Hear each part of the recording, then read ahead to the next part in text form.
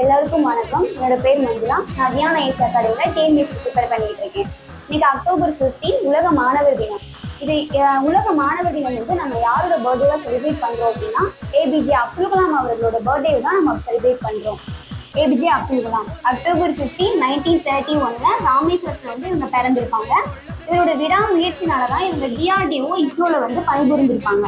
அப்புறம் அக்னி பிருத்வி அப்படிங்கிற திட்டத்துல வந்து இவங்க சிறந்த பணியாற்றி இருப்பாங்க. பொக்ரான் 1998ல பொக்ரான் 2ல வந்து ஆபரேஷன் சக்திங்கிற நேம்ல வந்து இவர் சிறந்த பங்காற்றியதுக்காக தான் இவரோட இந்தியாவின் ஏவுகணை நாயகன் அப்படின்னு சொல்லிட்டு இவங்க அழைக்கப்படுவாங்க.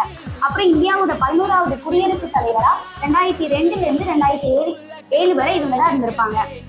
இவரோட நூல்கள் அக்னி சிறகுகள் அப்படிங்கிறது இவரோட சுயசரிதை. அப்புறம் இந்தியா 2020 எழுச்சி தீபங்கள் இதெல்லாம் ஒரு சுயசரிதை. விருதுகள் பார்த்தோம்னா பத்மபூஷன், பத்ம விபூஷன், பாரத ரத்னா, வீர சவார்கள் இதெல்லாம் நம்ம வாங்கின விருதுகள். ஏபிஜே அப்துல் கலாம் ஏபிஜே அவார்டு வந்து 2015ல இருந்து நம்ம கொடுத்துட்டு இருக்காங்க.